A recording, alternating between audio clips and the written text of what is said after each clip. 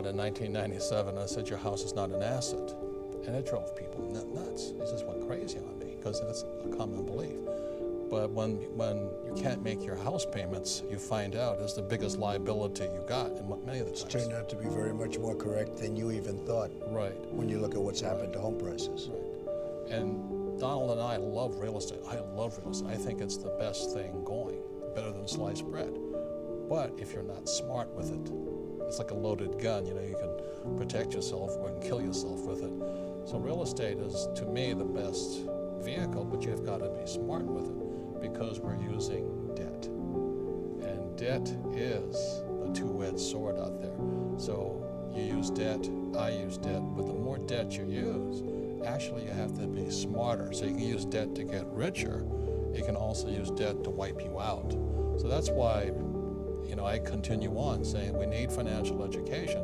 To just say to somebody, get out of debt, well, that's not accurate. You use debt, don't you? Debt is a great thing, and to be big and to be very successful, debt is a very useful weapon. But you have to be very careful. That's correct. So the other thing with when people say live below your means, you don't like to live below your means, do you? No. And I think when you say to somebody live below your means, you wipe their spirit out. It's like saying somebody, if you want to lose weight, go on a starvation diet. It doesn't make you healthier to starve yourself. So I would rather get financially educated. That's why I read your books, because this is my greatest asset. I want to feed my brain so that I can expand my means without getting into excessive debt or where I start to lose.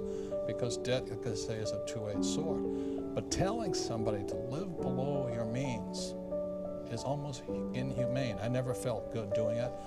I wanted to strive to do better every day. I want to do better every day. I liked a good life. Like I tell the story of taxiing underneath your jet. You know, I was in my jet, but it was a little Learjet. And I look up and there's a 727 and I taxi under it. I said, holy mackerel. You know, it's big boys and their toys, but nonetheless, it inspired me. I said, okay, I'm in a Learjet now. It's time to step up. And it doesn't mean the jet will make me happier.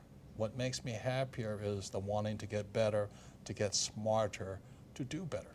Well, I have a friend who was not successful at all, but was really up and coming.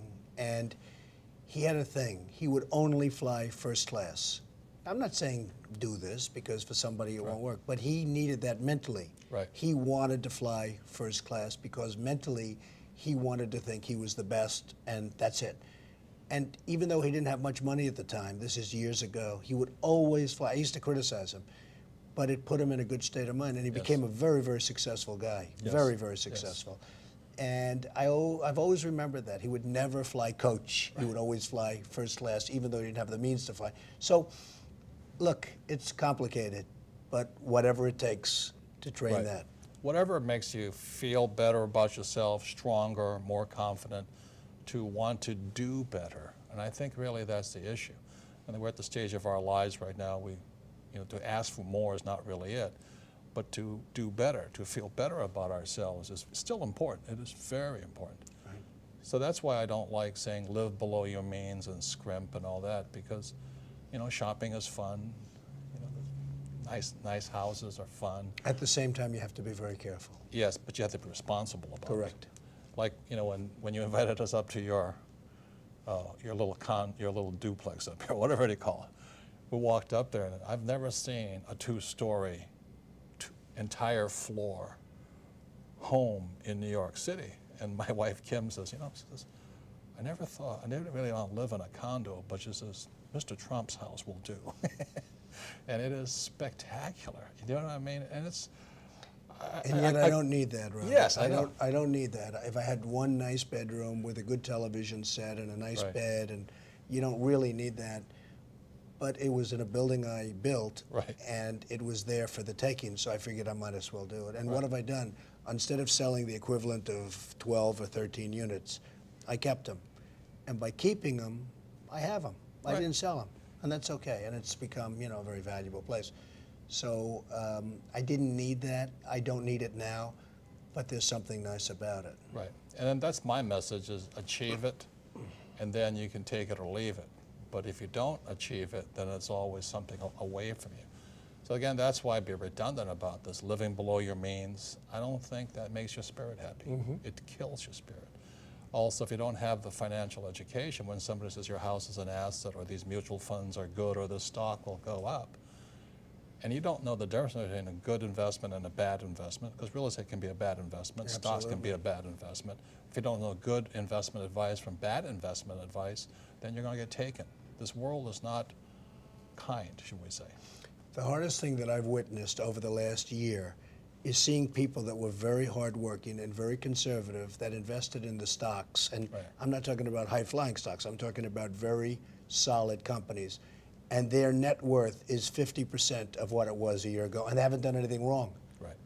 Now, they put their money in stocks, so I guess you could say that's wrong, but it's really not wrong. No. Because historically, that's been okay. Right. So they went into conservative stocks, and a year later, they're worth 50%, and all they've done is worked. And that's the hardest thing I've seen. It's tragedy. The thing that I want to say is this: you can invest in gold and lose money. You can invest in real estate and lose money. You can lose stocks and lose money. You can invest in oil and lose money. You can also make a lot of money in all those things. So really the reason we get together is because your financial intelligence, your financial IQ makes something valuable or not value. Like I said, you have to know a good investment from a bad investment, good advice from bad advice.